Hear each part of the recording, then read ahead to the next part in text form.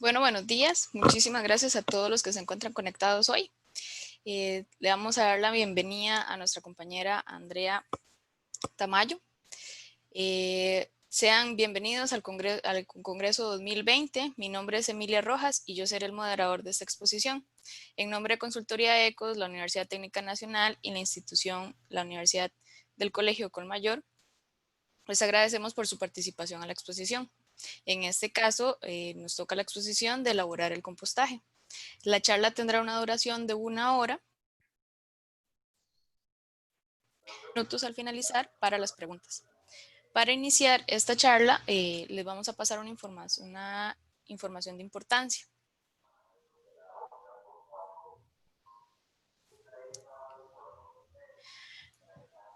En este caso, para una mejor experiencia del webinar, lo recomendado es usar la computadora, micrófonos y videos apagados durante la sesión. Para preguntas va a haber una sección al final de 10 minutos. Se estará colocando un link con el material al finalizar también. Por favor, responder una encuesta que les vamos a compartir al final. En caso de requerir certificado de participación, por favor, solicitarlo a congresos@consultoriaecos.com. En caso de desconexión por parte del expositor, les brindaremos unos minutos para la reconexión.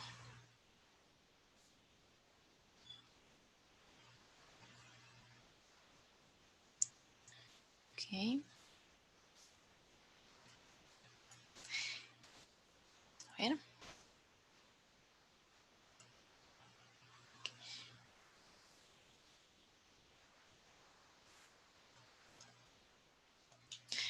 Bueno, en este caso tenemos a nuestra compañera Andrea Tamayo. Le damos la bienvenida. Para contarles un poquito sobre ella es ingeniera bióloga, máster en medio ambiente y desarrollo, estudiante de doctorado, ingeniería en sistemas energéticos. Actualmente labora como docente ocasional del programa de Ingeniería Ambiental de la Facultad de Arquitectura e Ingeniería en la institución universitaria del Colegio Mayor de Antioquia. Dentro de sus experiencias profesionales se destaca la investigación en línea de recuperación energética y material en la Universidad de Antioquia y la Corporación para las Investigaciones Biológicas, donde se desarrollaron proyectos asociados con la valoración de residuos por estrategias tecnológicas, como la digestión anaeróbica y el compostaje. Consultora de entidades como Tecnova para la formulación de proyectos en el ámbito del manejo de residuos dirigidos a empresas dentro de la estrategia de la universidad, empresa o Estado. Docente e investigadora de la Facultad de Arquitectura e Ingeniería Colmayor en el área de valoración de residuos. Es una consultora en eficiencia en energía, específicamente en energías renovables, de la Fundación Comeva. Adicional, representa la institución de Red Biocol, que es la Red Colombiana de Energía de la Biomasa, y la Red Biolac, que es la red de biodigestores para América Latina y el Caribe. En este momento les cedo la palabra a nuestra compañera Andrea y ella les va a compartir lo que es la parte de la exposición. Perfecto. Bueno, muchas gracias inicialmente por la invitación al evento, por tener la iniciativa de crearlo, de crear como toda la logística que esto representa, de tener este producto como el trabajo conjunto entre Colombia y Costa Rica, y más pues por los temas que hoy nos convocan, que es todo el tema de la biodiversidad y particularmente del medio ambiente. Entonces voy a iniciar compartiendo por acá la presentación. Perfecto. Listo.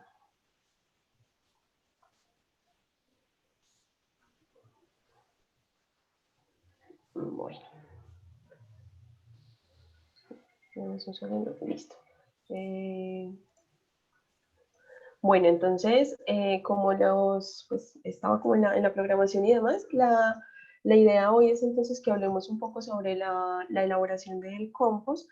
Digamos que esta charla está enfocada para que cualquier persona, indiferente de la formación de base que tenga, pueda, pueda animarse a aplicar este tipo de estrategias para el manejo de los residuos en casa o en la comunidad. Entonces, inicialmente, antes de entrar como en la materia de lo que es el compostaje y de cómo lo vamos a elaborar en nuestras casas, quiero hacer como una pequeña motivación, y para esto quiero hablar sobre dos temas, empezando por lo que es la seguridad y la soberanía alimentaria. Eh, Creo que el momento en el que nos encontramos, este tema de la pandemia, de alguna manera ha develado esos puntos de quiebre o esas necesidades que tenemos, ¿cierto? Y la necesidad del mercado interconectado, que puede ser muy frágil, ¿cierto? Hoy más que nunca estamos viendo que esa interconexión que dábamos como por sentada no es así y afecta muchas de las variables o de las cosas de la vida, y entre ellas algo muy particular y que es bastante importante, y es el tema de la alimentación y el acceso a los alimentos. Acá entonces es donde quiero como de alguna manera mostrar la importancia de pensar el tema de los residuos y de pensarlos inicialmente desde nuestras casas, desde nuestras comunidades, y cómo esto puede impactar en cosas que parecen como tan grandes como puede ser el tema del acceso a los alimentos. Entonces, inicialmente, eh, entender que cuando hablamos de la seguridad alimentaria, pues básicamente es tener la garantía de que los alimentos estén disponibles, sean en mercados, en plazas, o sea, que siempre tengamos una disponibilidad de los alimentos, pero esa disponibilidad o esa oferta de los alimentos requiere que el consumidor, es decir, la población en general, tenga esa moneda de cambio para poder tener acceso a los mismos. Ahí, enlazando con lo que estaba iniciando, y es el tema de la situación de confinamiento, entonces el tema de la pandemia y todo lo que estamos viviendo a nivel mundial, pues nos damos cuenta que las crisis económicas obviamente ponen en riesgo ese acceso a la moneda de cambio, y por lo tanto pone en riesgo el acceso a cosas tan básicas como la posibilidad de alimentarse. Cuando nos trasladamos hacia una mirada de soberanía, pues vamos más allá. No es dejar en manos, digamos, de terceros, que puede ser el Estado, pueden ser particulares, que garanticen la disponibilidad de esos alimentos, digamos, en los supermercados o en las plazas, sino que nosotros como comunidades, de alguna manera asumimos ese rol activo en la toma de decisiones frente a la disponibilidad de esos alimentos, y eso parte mucho de las decisiones que podamos tomar como consumidores responsables, y darnos cuenta que podemos jugar un rol activo como productores de esos alimentos. Entonces, cuando hablamos de la soberanía, ya es también nosotros jugar ese rol activo en lo que significa la disponibilidad de la alimentación para nuestras familias y nuestras comunidades. Esto entonces se enlaza directamente con ese papel, como les decía anteriormente, de ser productores y consumidores responsables. Podemos iniciar por una pregunta tan simple, y cuando hablamos de alimentos es qué estamos consumiendo. Para el caso de Colombia, tenemos unas cifras que digamos que pueden ser preocupantes, porque el 33% de nuestra población no consume frutas y el 72% no consume ni frutas ni verduras. Es preocupante desde varios puntos de vista. Primero, entender que Colombia y la mayoría de los países de Latinoamérica tenemos una alta disponibilidad de frutas, de verduras durante todo el año, ya que nuestra condición pues, climática, en el caso particular de Colombia, de estar en el trópico, pues tenemos unas características que permiten tener y garantizar esa producción de alimentos durante todo el año. Pero entonces, ¿qué está consumiendo la población? La población en sí está consumiendo, y ahí es la invitación para que cada quien vaya reflexionando sobre sus hábitos. La población en general entonces consume alimentos ultraprocesados, alimentos empacados, y obviamente con los consecuentes impactos que esto trae, impactos medioambientales e impactos sobre la salud. Medioambientales, ¿por qué? Porque obviamente consumir alimentos ultraprocesados y envasados implica que estamos ingiriendo un montón de productos para los cuales nuestro metabolismo no está preparado, que muchas veces no cumplen esa función nutritiva realmente.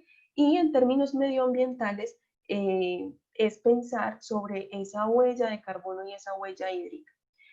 Para la preparación de la charla, pues miraba un poco el tema, por ejemplo, con la producción de gaseosas, y ahí es como mirar un poco cómo parece ser mucho más fácil tomar la decisión de tengo dinero, voy al supermercado, compro una gaseosa, con eso, no sé, sació la sed o algo, versus sembrar, cosechar, preparar un jugo en casa, pues parece que esta última opción es más desgastante, ¿cierto? Requiere más esfuerzo. Pero la diferencia, y como lo estaba mencionando anteriormente, lo podemos ver desde varios puntos. Si lo miramos desde el punto medioambiental, pues la producción de una bebida gaseosa, por ejemplo, de cualquier otro producto envasado o ultraprocesado, implica altos consumos de agua, altos consumos de energía, la generación de un montón de productos, huella de carbono porque hay quema de combustibles, y no necesariamente el producto que voy a adquirir pues va a suplir realmente las necesidades nutricionales de la persona, ¿cierto? En este caso, pues de cada uno y de cada una. Eh, Parece entonces ser mucho más fácil, pero si lo miramos en términos ambientales y de salud, realmente es la decisión más cerrada y más compleja que podemos tomar. Versus producir nuestros propios alimentos o consumir local, ¿cierto? Lo que generan nuestros productores locales minimiza significativamente los impactos ambientales asociados y por otro lado tiene unos beneficios significativos sobre la salud. Entonces, digamos que el objetivo de esta primera partecita era como invitarlas a que nos demos cuenta y a que seamos un poco más conscientes a la hora de tomar decisiones frente a los alimentos que estamos consumiendo. En la medida que asumamos ese rol activo y ese rol participativo en lo que implica el acceso a los alimentos y el consumo de los mismos, pues vamos a poder no solamente impactar positivamente sobre el medio ambiente y sobre la salud individual, sino que también esto indiscutiblemente va a llevar a unos trabajos comunitarios, a trabajos en solidaridad, a trabajos más vecinales, y por lo tanto también se van a fortalecer un montón de características, por decirlo así, de lo humano, que hoy nos damos cuenta lo necesarias que son y lo olvidadas que nos teníamos, como la solidaridad, como el trabajar en conjunto. Entonces, digamos que esta primera parte es como esa intención de motivar y sobre todo en estos tiempos de crisis que nos deben invitar a la reflexión y a adquirir unos nuevos hábitos, pero no que sean unos hábitos momentáneos, sino que realmente los podamos replicar y continuar en el tiempo. Entonces, dentro de toda esta cadena, y ya pensando particularmente en el tema de los residuos y los residuos que generamos en casa, entonces nosotros cómo podemos asumir ahí un rol realmente, digamos, activo dentro de toda la cadena de la gestión y el manejo de los residuos. Entonces, obviamente a casa ingresan un montón de productos, un montón de bienes y de servicios que van a entrar en la cantidad y en la medida requerida para sostener, digamos, las funciones mínimas de ese hogar. Entonces, hablamos de alimentos, de la energía, del agua, y obviamente luego de usarlos, lo que vamos a generar es una serie de residuos líquidos y de residuos sólidos. Usualmente en el caso de Colombia y ya pues no sabría muy bien en el caso de Costa Rica y de otros países, pero en Colombia mayoritariamente los residuos sólidos que generamos, pues hay un carro recolector que se encarga, sobre todo en las ciudades, en las grandes ciudades, que se encargan de recolectarlos y básicamente llevarlos a un relleno sanitario donde van a ser enterrados básicamente. Y los residuos líquidos pues se van por un sistema de alcantarillado para ser tratados posteriormente en plantas de tratamiento de aguas residuales, ambos con los consecuentes efectos que posiblemente y que obviamente generan, ¿cierto? En los rellenos sanitarios está el tema de que estamos usando un suelo fértil para enterrar residuos. Ese enterramiento de los residuos tiene un montón de impactos, por más que intentemos controlarlos, allí se van a generar un montón de lixiviados, que es como el agüita que bota la basura, por decirlo así, lixiviados que van a llegar a las fuentes de agua superficiales, a las fuentes de agua subterráneas. Ese suelo ya va a quedar altamente contaminado y por lo tanto no va a ser aprovechable posteriormente.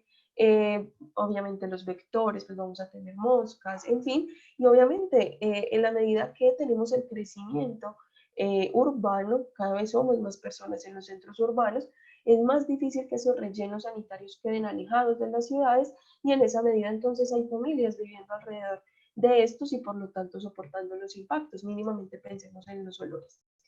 Y ya los residuos líquidos pues se van para unas plantas de tratamiento de aguas residuales, que recientemente acá en Medellín hay una que está generando una fuerte problemática de olores y seguramente ese no es un panorama único, pues digamos que es uno de los riesgos que surge de ese manejo de esa contaminación, que obvio es la mejor opción, el relleno sanitario o las plantas de tratamiento de aguas residuales para el caso de los residuos líquidos, pero podríamos facilitar ese manejo técnico a esos residuos con unas decisiones que podemos tomar a nivel individual, a nivel colectivo dentro de nuestras comunidades y que van a terminar impactando como al grueso de la comunidad.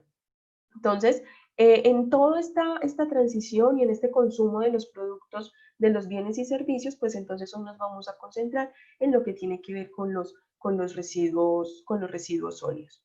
Entonces, entendemos que dentro de los residuos que yo puedo generar en el hogar, hay diferentes tipos de residuos, pero lo primero, y conectando con la parte inicial de la charla, es la decisión de consumo, ¿cierto?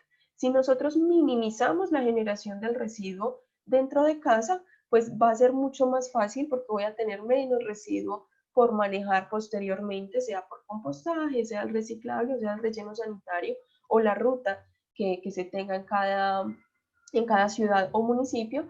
Y entonces, en esa medida, lo primero que nos tenemos que preocupar es o preguntar es qué estoy consumiendo, ¿cierto? Si realmente lo que estoy consumiendo lo necesito o simplemente lo quiero. Entonces es cuestionarnos un poco sobre ¿cómo podríamos decirlo?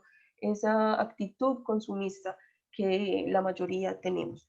Y por otro lado, pues también es valorar un poco el esfuerzo que nosotros hacemos para obtener esa moneda de cambio, ¿cierto? El peso, el dólar, lo que sea.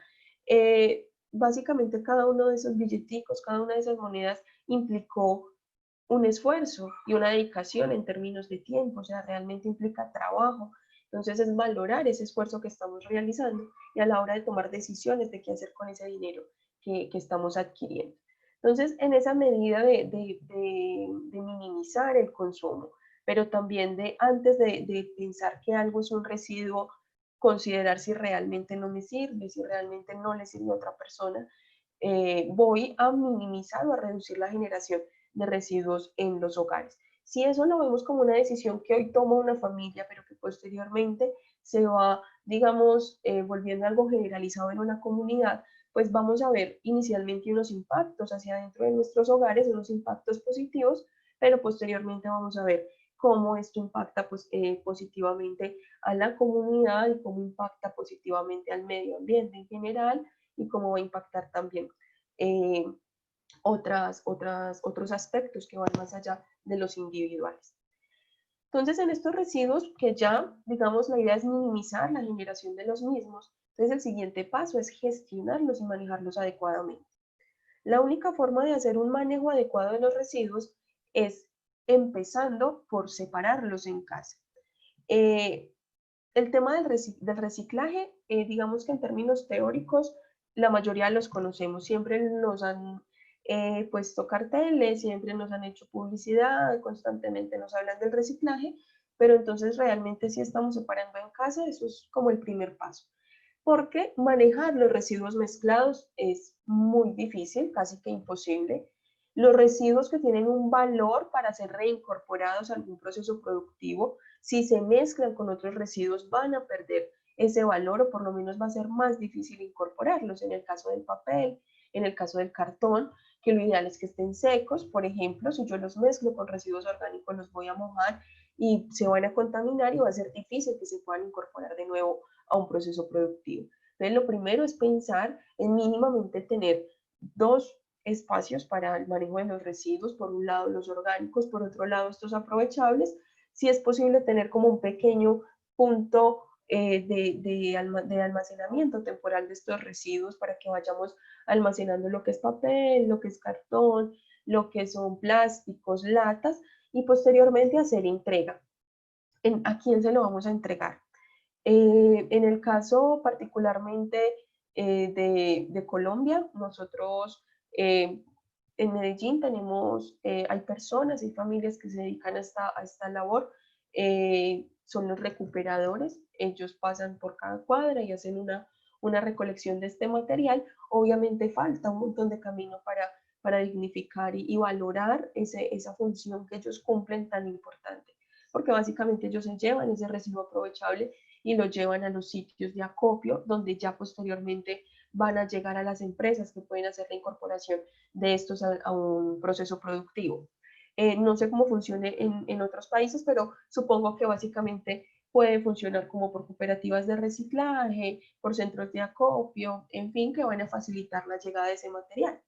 Pero por otro lado, también es pensar que pueden existir otras estrategias para hacer aprovechamiento de esos residuos, y ahí pues viene también como la necesidad de que estos no sean solamente decisiones individuales, sino que sean apuestas de la sociedad, porque en la medida que se generen incentivos para el manejo y aprovechamiento de estos residuos, pues para las personas va a ser mucho más fácil hacer esa gestión adecuada en casa. Volviendo, obviamente, hablando de lo que conozco, en el transporte masivo de acá de la ciudad, que es el sistema metro, es posible recargar viajes en la tarjeta llevando botellas plásticas, por ejemplo.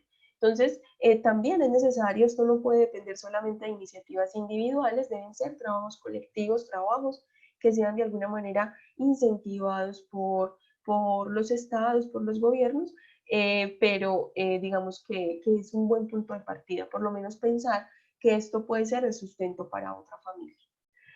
Por otro lado, entonces vamos a tener unos residuos no aprovechables, que son los que no ofrecen ninguna posibilidad de aprovechamiento, no se pueden recircular o reutilizar a través de un proceso productivo. Acá vamos a pensar, por ejemplo, en los residuos de barrido, no sé, en las colillas de cigarrillo, en los chicles, que son materiales que definitivamente no son aprovechables por ninguna estrategia, y por lo tanto van a llegar a ese sitio de disposición final, como puede ser un relleno sanitario. En casa también generamos otros residuos ocasionales, pero que debemos manejar de una forma responsable, que pueden ser, por ejemplo, los residuos de las luminarias, ¿cierto? Cuando se queman o ya dejan de funcionar, pues lo ideal es que los dispongamos por una ruta adecuada, dado que si estos llegan a los rellenos sanitarios pueden generar impactos en términos de contaminación bastante significativos. También los residuos de pila, entre otros, el aceite, por ejemplo, pues ya es un residuo líquido, pero evitar, por ejemplo, que el aceite se vaya por las fuentes de agua, y entregarlo a las empresas que se puedan hacer cargo de esta gestión. Pero como lo ven, pues es necesario desde la casa tomar esa decisión consciente de hacer un manejo adecuado de los residuos, pero es necesario que exista una red hacia afuera para que gestionen, continúen el proceso, digamos, de aprovechamiento de los mismos. Hasta el momento no hemos hablado entonces de los residuos orgánicos. ¿Cómo clasificamos los residuos orgánicos? ¿Como aprovechables o como no aprovechables? Si vamos a hablar de compostaje, si vamos a hablar de estrategias y de herramientas para que estos residuos orgánicos no se vayan al relleno sanitario y por lo tanto aprovechar ese potencial que ellos tienen, entonces vamos a entenderlos inicialmente como unos residuos que son susceptibles de ser aprovechados siempre y cuando sean adecuadamente manejados. Si no son adecuadamente manejados, pues listo, se van para el relleno sanitario, pero lo ideal, el motivo de esta charla es entenderlos como unos residuos que, más allá de residuos, son unos subproductos de nuestra actividad diaria en casa, y cómo estos residuos pueden ser reincorporados a los suelos, y posteriormente entonces vamos a hablar de ello. Y vamos a hablar también y a clasificar un poco esos residuos orgánicos, porque por lo menos en casa no todos los vamos a incorporar a las composteras, y ahorita les explico por qué. Dentro de esos residuos orgánicos, bueno, entonces, como dando cierre al tema de la separación de los residuos, hacer ese manejo, esa separación y enviar el reciclable o el aprovechable hacia donde corresponde, el aceite, las pilas, las luminarias. Si vemos, lo único que debería llegar a los rellenos sanitarios sería ese material que definitivamente no se puede aprovechar y va a ser muy poco. Piensen en la bolsa o en el recipiente que hoy están llenando con residuos de sus hogares, Y si hago ese manejo y esa gestión adecuada, esa bolsa cada vez va a ser más pequeña y por lo tanto va a tener un impacto significativo en ese tema de los rellenos sanitarios. Va a llegar solo lo que no podemos gestionar o aprovechar, vamos a evitar y a reducir ese tema de esos lixiviados complejos que se van a generar en los rellenos sanitarios.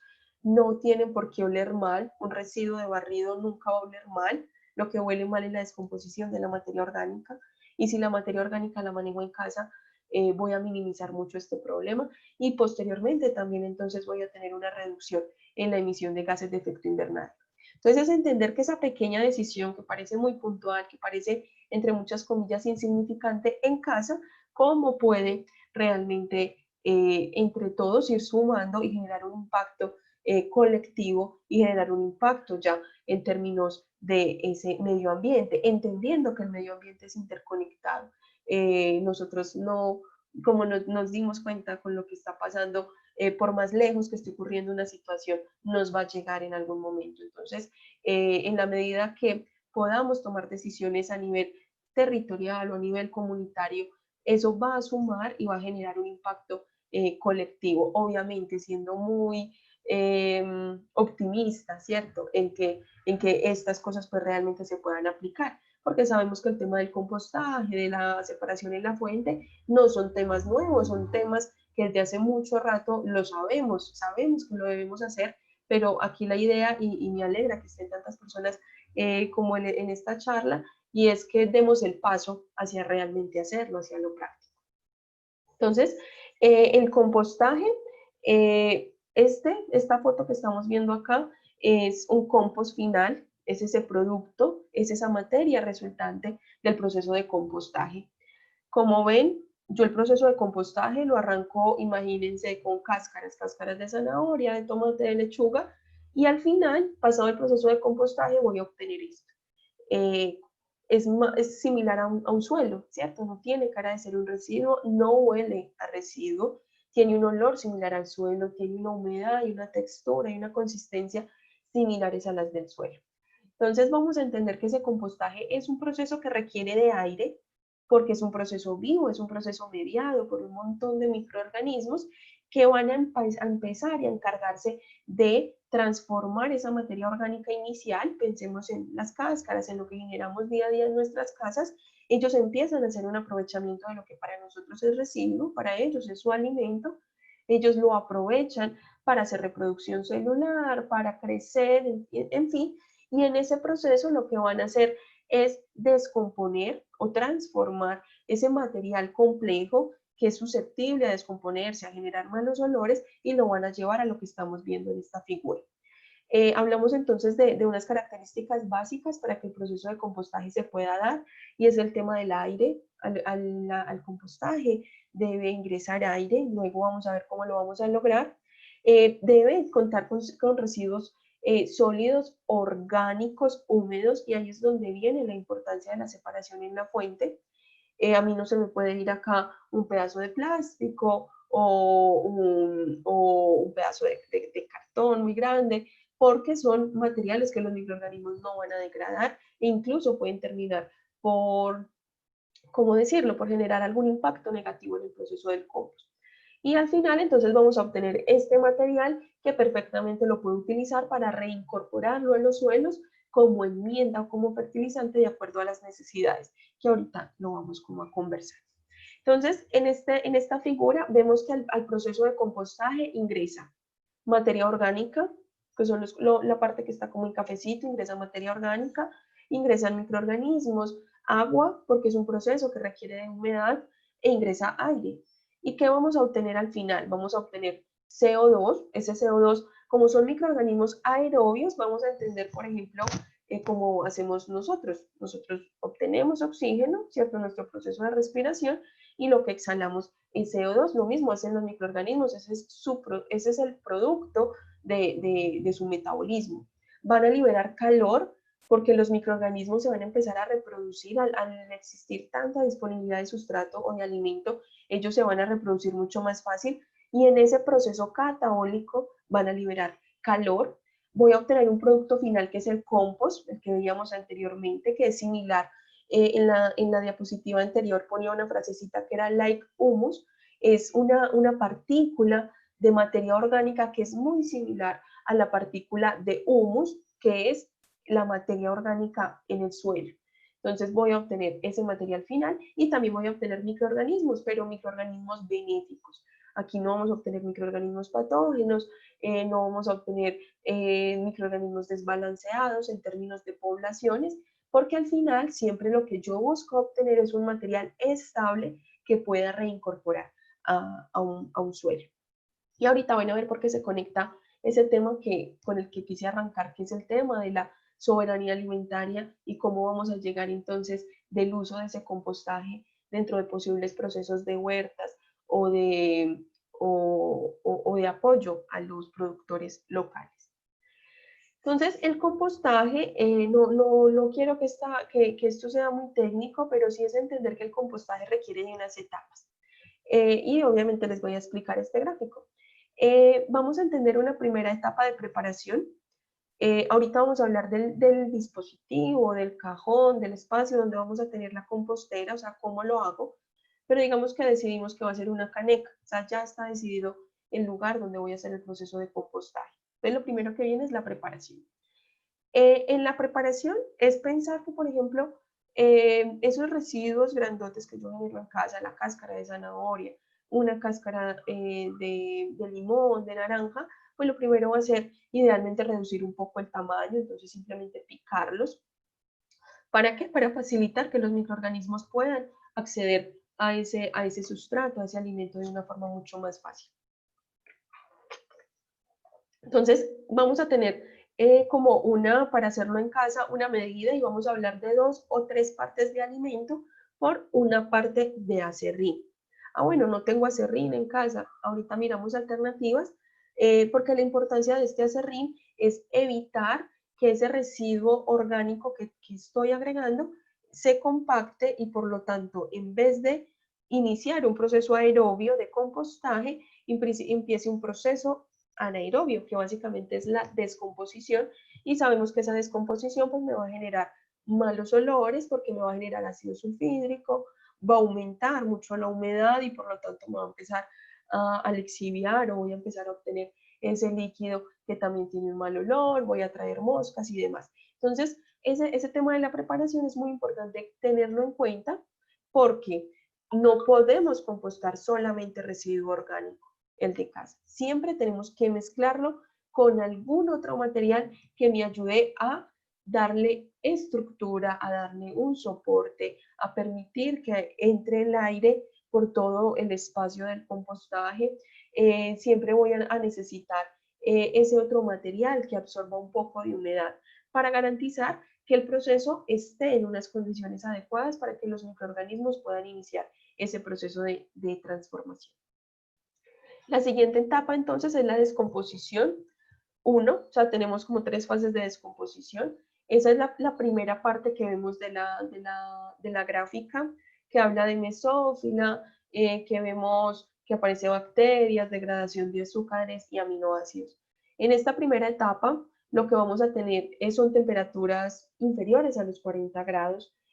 Usualmente siempre arrancamos a temperatura ambiente, pero cuando los microorganismos empiezan a hacer esa degradación y esos procesos catabólicos de transformación, lo que voy a obtener es que ellos van a empezar a liberar calor, ¿cierto? Básicamente por su actividad van a liberar calor y ese calor va a empezar a transmitirse y a calentar toda la pila de compost, llevándola a unas temperaturas entre 30 y 65 grados, que es el tercer paso, o la descomposición 2, que la vemos como la descomposición termófila.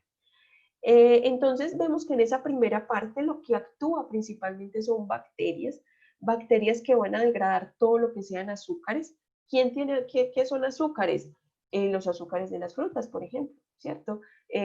La mayoría de esas cáscaras que estamos disponiendo en casa y de ese residual tiene un alto contenido de azúcares, entonces estos microorganismos empiezan a usarlos para su crecimiento.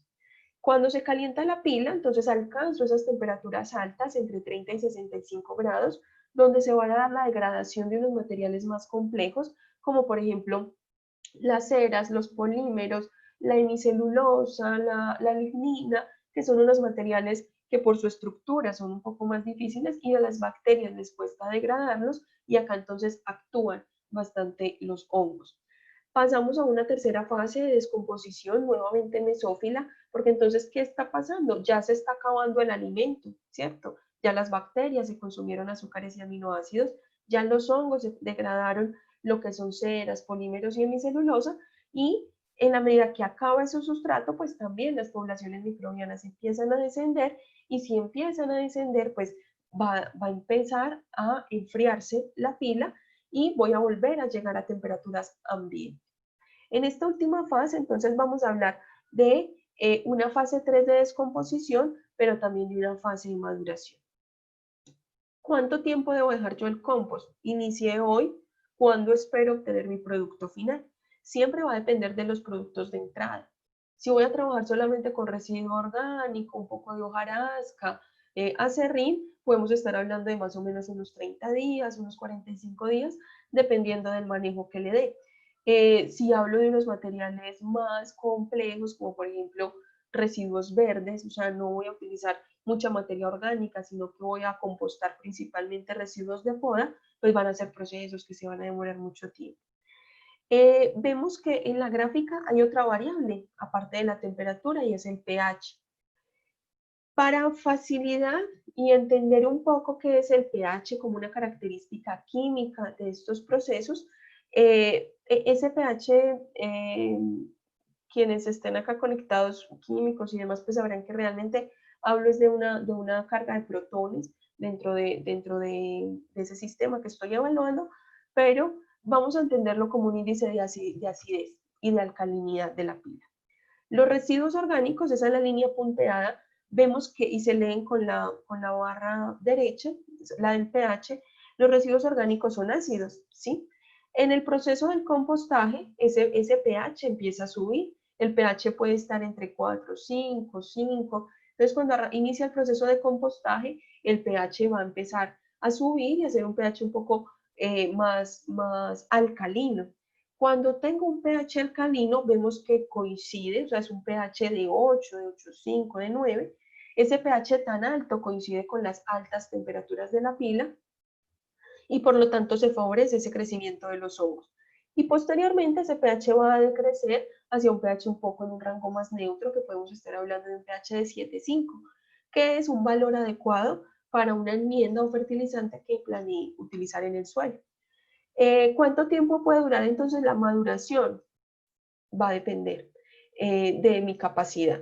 Si yo tengo espacio para almacenar ese compost que ya terminó esos procesos de descomposición, pues lo puedo dejar ahí. Mientras más tiempo lo deje, hay estudios que, digamos, muestran que esa partícula o esa materia orgánica del compost se va a ir cada vez transformando y volviendo cada vez más similar al humus del suelo. Nunca va a ser igual, pero cada vez va adquiriendo como una configuración similar y por lo tanto entonces aumenta esa capacidad fertilizante o de enmienda del mismo. Y por último, entonces hablamos de la afinación, control de calidad, que parece como un proceso muy industrial, pero es algo normal, es coger el compost y pasarlo a través de algún filtro, puede ser un colador, puede ser algo donde voy a separar el material grueso que pudo haber quedado del material fino. Lo ideal es que lo que voy a aplicar posteriormente a las maticas de la casa, al jardín o al suelo donde vaya a llegar, que este material llegue más bien pulverizado y que no llegue en troncos. Y aparte porque posiblemente puedan haber algún tipo de cáscaras o algo que no lograron transformarse totalmente, pero que no se van a descomponer, no van a oler mal, pero que igual quedan ahí como la piel, que por alguna razón los microorganismos no la puedan atacar y por lo tanto pues es bueno separar. Eh, ahorita pues les hablo un poco más de la temperatura, pero ojo, en casa y con composteras de bajo volumen es difícil que se caliente tanto, porque son muy chiquiticas, ¿cierto? Son volúmenes de residuos bajos y es muy fácil que el aire y las corrientes de viento pues o las corrientes de aire tengan la capacidad de irle robando el calor a esa pila de compost y por lo tanto nunca la voy a percibir a 60 grados. Entonces, digamos, para el tema general del compost, la temperatura es una variable muy importante, pero es de esperar que en composteras pequeñas yo no alcance esas altas temperaturas, y eso no es sinónimo de que esté mal. Recuerden que este es un sistema que tiene muchas variables. Al ser un sistema vivo, aquí juega la humedad, juega el pH, la composición de entrada, muchas cosas. Entonces no podemos simplemente por la temperatura ya considerar que el compost no funcionó. No, vamos a ver cómo están el resto de las variables para poder de alguna manera evidenciar si está funcionando. Entonces, para iniciar este proceso de compostaje, lo primero es preparar una mezcla de residuos homogénea y porosa. Entonces, imaginémonos lo siguiente: terminamos de cocinar, tengo los residuos que generé en ese proceso, los tengo acá separados a un ladito, y lo que voy a hacer puede ser esparcirlos sobre un plástico o algo. Voy a esparcir esos residuos y recuerden que hablamos de 2 o 3 partes de residuo orgánico por una parte de acerrín.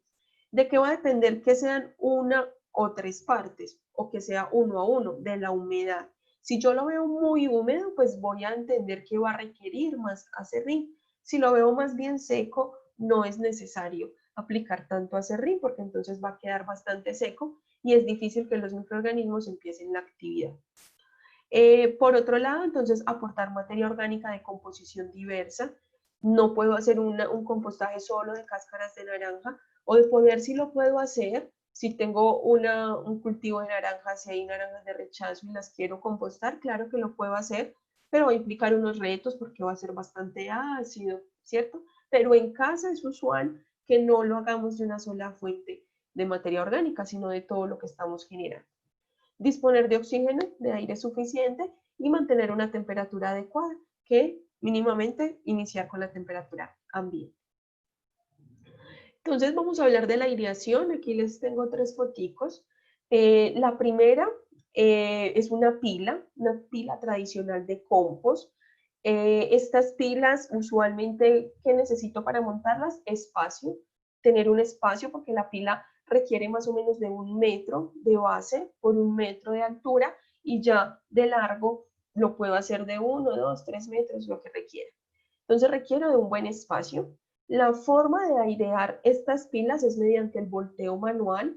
Vemos acá a unas personas con palita, entonces es simplemente con la pala ir volteando para garantizar que todas las partes de la pila estén en constante contacto con el oxígeno. Imagínense que tenemos la pila de compost. Lo que está en el exterior obviamente va a estar en constante intercambio con el aire. Para esta parte es muy fácil el proceso de compostaje, pero la que está justo en el centro puede que sí le esté llegando aire, pero no en unas concentraciones altas. Entonces lo que yo hago con el proceso de volteo es mezclar y homogenizar la pila, de modo que lo que antes estaba en el centro quede expuesto y de esa manera pueda intercambiar, o esos microorganismos aerobios pueden entonces crecer y favorecer como su desarrollo, y por lo tanto la transformación de esa materia orgánica. Este compostaje de pilas, hay muchos, y recuerden que aquí estamos hablando del tema de hogares, pero hay composteras, digamos, automatizadas, por decirlo así, donde yo el aire lo puedo suministrar por medio de una tubería y me ahorro el tema del volteo, en fin, pero ya estos son procesos que se usan más a nivel industrial, porque obviamente requieren de inversión para todo el sistema de aireación. La siguiente imagen, que es como una caneca azul con una tubería en el centro, esa es una de las composteras con las que hemos venido trabajando con los estudiantes del semillero de investigación. Vemos que tenemos alrededor una serie de perforaciones para garantizar que el aire ingrese por los lados, ¿cierto? Y en el centro tenemos una tubería de PVC, más o menos de unas 4 pulgadas, que también tiene perforaciones, para garantizar que el oxígeno, que el aire ingrese tanto por las paredes de la caneca como por el centro. Y de esta manera dar como ventajas para el ingreso de ese oxígeno a la pila de compost. A diferencia de la primera, de la pila, donde el volteo se realiza, estamos hablando de cada 2 o 3 días, es necesario estar volteando la pila. En estos sistemas cerrados no se piensa tanto en el volteo como una estrategia para airear, sino que se intenta garantizar que cada pedacito de esa fracción o de esa pila o de ese montaje de compostaje tenga ingreso de aire por diferentes fuentes. Pero aquí viene una estrategia de manejo. Si yo noto que se está demorando, si noto que no está subiendo la temperatura, si noto que de pronto está más húmedo de lo usual, voltear. Lo que hago es descargar el material que tengo en esa compostera, en esta canequita azul, lo descargo sobre un plástico, volteo, ¿cierto? Homogenizo toda la pila de material, evalúo humedad, si es necesario agrego un poco más de acerrín, o sea, ya ahí viene como a necesidad y vuelvo y cargo. Pero lo ideal de este tipo de sistemas o están pensados de esa manera es que no tengamos que hacer volteo manual ni mecánico, sino que la degradación se vaya dando como por etapas. Este tipo de sistemas se van cargando en la medida que se va generando el residuo, ¿cierto? Entonces, si lo veo de esa manera, voy a tener en la parte de abajo ya un compost más bien maduro y en las partes de arriba voy a tener un compost o un proceso de compostaje muy inicial. Y en la última imagen vemos que también es una caneca con sus perforaciones, pero al montarla en ese sistema, pues puedo hacer volteo. Como vemos, pues son sistemas que no ocupan mucho espacio, que son adecuados para una casa. Ahorita vamos a ver otras fotos de unos más pequeños, pero esto los puedo tener en el patio de la casa o en el jardín sin ningún problema. Y recuerden que el tema de los olores no tiene por qué aparecer si yo hago una buena mezcla y una buena aireación del proceso. Que eso es algo que nos preocupa en casa, pues molestar a los vecinos, incluso a nosotros mismos, porque esa compostera va a empezar a oler mal, pero no tiene por qué ocurrir. Esta es la humedad es otro parámetro crítico del proceso de compostaje.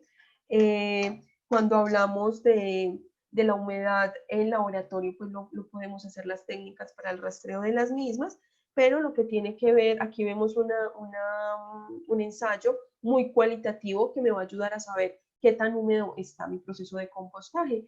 Entonces vemos que si yo cojo una muestra de compost, obviamente, si les da pues como ensuciarse, pueden usar guantes, no hay ningún problema, pero cojo este material, escurro, pues solo estripo, si sale bastante, si sale un chorro de agua, por decirlo así, está muy húmedo.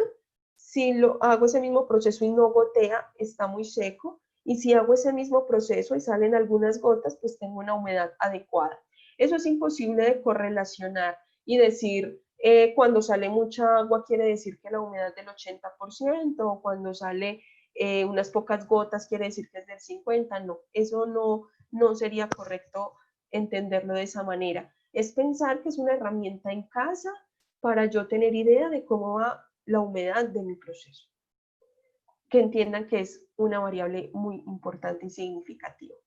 Hay otra variable que es la relación carbono-nitrógeno, y más allá de irme a explicar qué es el carbón, qué es el nitrógeno, cómo se correlacionan, cuál es su importancia dentro de los ciclos, acá es importante pensar que como nosotros, los microorganismos requieren una alimentación balanceada. Para ello, lo que es el carbono y el nitrógeno son los macronutrientes, o sea, lo más importante para su alimentación. Obvio, requieren de otros. Pero lo que yo puedo garantizar para empezar un proceso de compostaje es que los microorganismos tengan el alimento que requieren. Para yo saber en casa, sin necesidad de un laboratorio, cómo va la pila, o sea, si tengo una relación carbono-nitrógeno adecuada, pues es pensar que si la pila está generando mal olor, pues posiblemente, bueno, primero pues es sospechar de la falta de aireación, entonces empezar el tema del volteo, se evalúa humedad, pero si aún así sigue con mal olor, pues podemos pensar que tenemos una relación baja de carbono-nitrógeno. En el compost la relación ideal puede estar entre 25 y 31, es decir que requiere bastante carbono frente al nitrógeno. Entonces, si tengo relaciones bajas, lo que quiere decir es que debo agregar una fuente de carbono. Le hace falta, tiene mucho nitrógeno, le hace falta carbono a esa pila. Y si la pila está fría, si la degradación es muy lenta, pues puedo pensar que tengo relaciones muy altas, es decir, que tengo exceso de carbono en la pila y por lo tanto debo agregar alguna fuente de nitrógeno, como puede ser un estiércol o más residuo orgánico, por ejemplo. Tenemos entonces que son fuentes de nitrógeno, el estiércol y los desechos de los alimentos, y como fuentes de carbono vamos a tener lo que sea de color café, como por ejemplo las hojas secas, el acerrín, papel, ¿cierto? Entonces, en la medida de lo que yo tenga a disponibilidad en casa, ¿cierto? Si no tengo residuo de poda, si no tengo acerrín, pues puedo emplear papel también para hacer para compensar. Lo que les mencionaba anteriormente de la temperatura, pero tengamos cuidado entonces con que en casa no, si se calienta, genial, pero el riesgo de que no alcance esas altas temperaturas es bastante significativo, dado que nuestras composteras usualmente son pequeñas. Esta es una compostera que en la actualidad una estudiante del semillero la tiene instalada en su casa. Como ven, la hizo con cajitas de huevo. Y básicamente, como no tenía serrín, pues empleó papel y empleó el residuo orgánico para iniciar su proceso de compostaje. Lo que les quiero transmitir acá es que la compostera ustedes la pueden construir con lo que tengan a la mano, o sea, si tienen una caneca, si tienen madera, si tienen un recipiente plástico, lo que tengan para hacerla. La forma puede ser cuadrada, rectangular, redonda. No, digamos que no hay tanto lío con esto. Aquí lo importante es las mezclas, la humedad, la temperatura y todo lo demás. Esta, en la figura 7, es una que tiene otro estudiante de la institución, y en la figura 10, pues repito la que les mostré ahorita, mostrándoles que las podemos hacer en canecas. Lo importante siempre es garantizar el ingreso del aire. En la que vemos en la figura 17, tiene una tubería pequeña, creo que es de media o 1 pulgada, que atraviesa la caneca perforada, y para evitar el ingreso de moscas o algo, entonces en la parte superior él le puso como una mallita, una telita para evitar como que pueda entrar alguna mosquita pues como al proceso. Aquí lo que quiero transmitir es que es muy económico, es cuestión de empezar, de animarse, de buscar qué tengo disponible en casa y simplemente empezar. Recuerden que en casa la idea de una compostera es que en la medida que voy generando, voy agregando, ¿cierto? O sea, que casi que todos los días voy a estar alimentando esa compostera. Porque los residuos orgánicos no los debo guardar, si los guardo se van a empezar a descomponer. Entonces, ¿qué residuos orgánicos puedo emplear? De entrada, todos, pero les resalto en rojito lo que es residuos de carne y pescado, y también tengan cuidado con los residuos de alimentos ya preparados, un arroz o algo, porque estos residuos ya tienen sal, tienen aceite, entonces son residuos que primero van a tender o sea, se descomponen muy fácil. Entonces, si al inicio yo todavía estoy organizando ese tema de la humedad, todavía estoy organizando el tema de la relación de carbono-nitrógeno, se me puede descomponer rápidamente y va a generar malos olores. Y aparte son sustratos que obviamente los microorganismos los pueden degradar, pero son más complejos. Los lípidos o esos residuos de carne y pescado, que básicamente son las proteínas. Entonces, si los quieren agregar, agréguenlos, pero sepan que deben ser bastante cuidadosos con la pila, o si no, pues lo ideal, sobre todo mientras aprendemos a manejar el compostaje en casa, pues no agregarlos. De resto, podemos agregar todo lo que estamos generando, excepto plástico, materiales sintéticos. Aquí todo debe ser orgánico. Residuos de jardín a disponibilidad. La ventaja de estos residuos de jardín es que sí los puedo almacenar en casa. Entonces, si cerca de la casa, en el barrio, en el parque, realizaron poda, puedo recoger un poco y dejarlos guardados e irlos utilizando en la medida que los voy necesitando. Es importante tenerlos porque estos materiales son los que voy a usar para realizar mezclas que me permitan darle una estructura a la pila de compostaje. Acá vemos entonces como un antes y un después. Como vemos en la primera parte, tenemos todos los residuos donde podemos distinguir qué es lo que hay ahí, pero en la segunda parte vemos ya el compost final, que como vemos es un suelo. No es necesario añadir microorganismos. Obvio, vamos a encontrar ofertas por ahí de venta de microorganismos que yo los puedo agregar, pero no es necesario, dado que el mismo ambiente, los mismos residuos ya traen esa carga microbiana, y solo que con las condiciones de la compostera esos microorganismos se van a empezar a reproducir más rápido. Consideraciones adicionales, entonces podemos tener residuos de jardín almacenados en casa para irlos incorporando al proceso. Los restos de cocina sí los debo incorporar cuanto antes para evitar degradación. Es importante que los materiales tengan un tamaño de partícula reducido y homogéneo para facilitar el proceso. Algo que nunca mencioné, pero es muy importante, y es evitar que la compostera esté expuesta al agua lluvia, ¿cierto? O sea, no se nos puede mojar porque entonces se nos humedece mucho. Podemos, por ejemplo, tener un falso fondo. Si esta es mi canequita, puedo poner aquí una malla, una estiba, de modo que el aire le pueda ingresar por la parte de abajo también a Jenny, la pila. Hola. Jenny, disculpa, es que ya estamos cortos de tiempo. Ay, sí, ya voy concluyendo. Sí, sí, ahorita tenemos ya bastantes preguntas dentro de lo que nos han Listo. ido, dentro de lo que nos han ido contestando, porque ahorita sigue la otra capacitación. Entonces, si gusta, podemos ir viendo las consultas. Claro que sí. Las abro yo, las miras tú. ¿Cómo?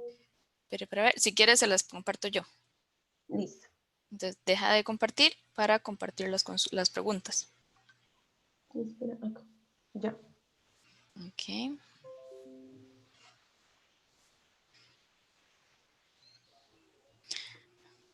¿Las puedes ver? Ok. Una de las preguntas dice, ¿qué desechos no debemos usar? Bueno, era lo que les estaba mencionando, y es evitar residuos de alimentos ya preparados, pues del arroz o de una sopa que sobró, porque van a tender a descomponerse muy rápido. Y también en casa, por lo menos inicialmente, no usar ningún tipo de estiércol. Son muy buenos, pero si yo no logro que la temperatura suba a esos valores termófilos de 65 grados y demás, pues no puedo garantizar que en el producto final no hayan microorganismos patógenos. Entonces, inicialmente solamente con residuos como crudos, ¿cierto? Cáscaras y eso. Ok. ¿Cada cuánto debemos mantener el material en la compostera? ¿Cada cuánto se debe mantener el material? Bueno, como dos cosas. Una es que para un residuo orgánico yo puedo estar hablando más o menos de un tiempo de unos 30 días. Pero si pensamos en la compostera que yo tengo en casa, es una compostera que alimento diariamente, ¿cierto? Entonces, ¿qué sería lo ideal? Tener mi compostera, ojalá pueda tener una parte inferior para ir sacando el compost ya Como, maduro. como para Y irlo moviendo. para irlo moviendo, exacto, para ir sacando el que ya está maduro, porque el que está en la parte de encima ya está, todavía está crudo. Entonces, digamos que el tiempo entonces ya no sé, pues podemos pensar un promedio de 30 días, pero se va a volver como un proceso continuo realmente. Ok, dice, el compostaje se ve afectado por el clima, es decir, si hago composta en una zona costera o en una zona montañosa. Pues yo he visto, incluso para esta charla estaba revisando un artículo de compost en Bolivia. Dada la altura y el clima, ellos sí se les ve afectado los tiempos del proceso de compostaje por el frío. O sea, lo que más me va a afectar es si de pronto la temperatura ambiente del lugar es muy fría, va a favorecer, pues se va a demorar un poco más. Pero no significativamente. Y ahí es donde yo puedo como agregar algún tipo de acelerador, como un estiércol, pues ya tocó, o melaza, por ejemplo, que van a acelerar el proceso. Y en una zona costera, pues antes tengo todo lo contrario, tengo una temperatura alta y tengo que ser cuidadosos porque con esas temperaturas altas se puede favorecer una descomposición rápida del material. Entonces tengo que ser cuidadoso con las partes iniciales. Ok, ¿cada cuánto se puede utilizar este abono para las plantas o en algún cultivo? Eso fue lo que me quedó faltando, pero eso va a depender mucho de lo que yo tenga. Y ahí es entonces la importancia de ojalá tener una huerta en casa para poder ir incorporando este compost a mi proceso. Pero yo tampoco puedo estar sobrefertilizando el suelo, ¿cierto? Un exceso de materia orgánica también puede ser dañino, por decirlo así, o va a generar efectos negativos sobre las plantas y sobre el suelo. Entonces va a depender de cómo tenga yo ese suelo en las materitas, o cómo tenga yo el suelo en la finca o en el lugar donde lo vaya a aplicar. Entonces, no pensemos solamente en el compostaje, pensemos que el suelo también tengo que saber qué necesidades él tiene para aplicarlo. Y de acuerdo a eso, voy aplicando. Pero el compost lo puedo almacenar sin ningún problema. Ok. Si pongo alimentos cocinados que ya se pusieron malos y tienen grasa, ¿esto daña el compost? Va a ser complicado, sí, porque ya son desechos que iniciaron esa fase de degradación anaerobia y sacarlos de ahí va a ser difícil. Ok. Dice, los plásticos y las telas que dicen biodegradable, aproximadamente cuánto pueden durar en degradarse. No todos tienen el mismo proceso. Digamos que lo que garantiza el fabricante es que se van a biodegradar. Si digamos yo fabriqué un plástico, un bioplástico y se degrada, yo lo que le debo hacer pruebas es saber en cuánto tiempo se degrada, ¿cierto? Y eso va a depender mucho del material de origen. Si el material de origen fue caña de azúcar o si el material de origen fue algún tipo de almidón, por ejemplo, de papa. Entonces va a depender, o sea, ese tiempo de biodegradación va a depender del material con el que se fabricaron. Pero se supone que si lo sacan Menciona, como biodegradables porque le midieron ese tiempo. ok. Menciona una muchacha acá, dice, mezclar cáscaras de limón o naranja, pero en algunas fuentes mencionan que conviene no hacerlo o de incorporarlo que sea muy poco para que no acidifique el medio y los microorganismos funcionen correctamente. ¿Sabes algo al respecto? Sí, ahí era lo que les mencionaba de tener una mezcla bastante homogénea. Si tengo cáscaras de limón, o sea, cítricos, agregarlos en una baja proporción. Si ellos representan una alta proporción dentro de mi montaje de compost, lo que va a ocurrir es que se va a acidificar y va a ser difícil sacarlo de ahí. Entonces, lo ideal es que sea, como les decía, balanceado, o sea, que tenga como de todo un poco. Era lo que nos decías que por pedacitos, o sea, hacer un pedazos Sí, más pequeños. hacer pedazos más pequeños y que no sea como principalmente un cítrico, ¿no? Sino que tenga de otras fuentes de alimento para los microorganismos. Ok.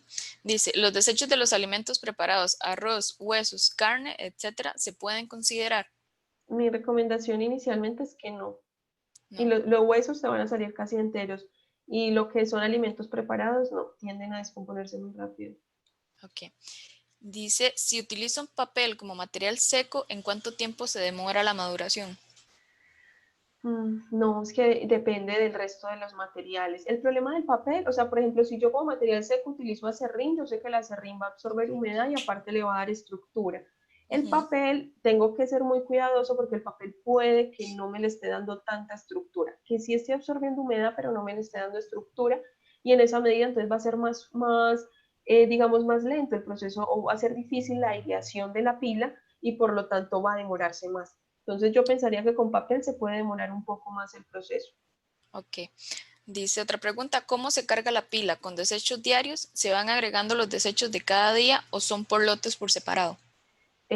Cada día voy agregando, recuerden que hablamos que la idea de la compostera en casa es que sea de alimentación diaria y antes de agregarlo, entonces lo que hago es, antes de agregar el material, por aparte en una bolsita, puede ser, mezclo 2 o 3 partes del residuo orgánico con ese material de soporte que puede ser acerrín, viruta, papel, lo mezclo bien y lo incorporo a la pila de compost. Entonces puedo ir agregando día a día y pues realmente no voy a poder distinguir como esos lotes separados, pero sí sé que en la parte inferior de mi compostera tengo un compost maduro, en el centro voy a tener un compost que está en proceso y en la parte de arriba tengo un proceso iniciando, casi fresco. Ok. Dice, ¿podría mencionar qué otros materiales funcionan como secos en el compostaje? El acerrín, la viruta, podemos emplear residuos marrones, hojarasca. Si definitivamente no tengo acceso a ellos, podría usar residuos de poda, que también tienen contenidos de humedad muy bajos, o sea, no tan bajos como el acerrín, pero también me pueden funcionar para dar estructura a la pila. La pila, ok. Dice, la presencia de cayules o moscas pequeñas y otros insectos es normal.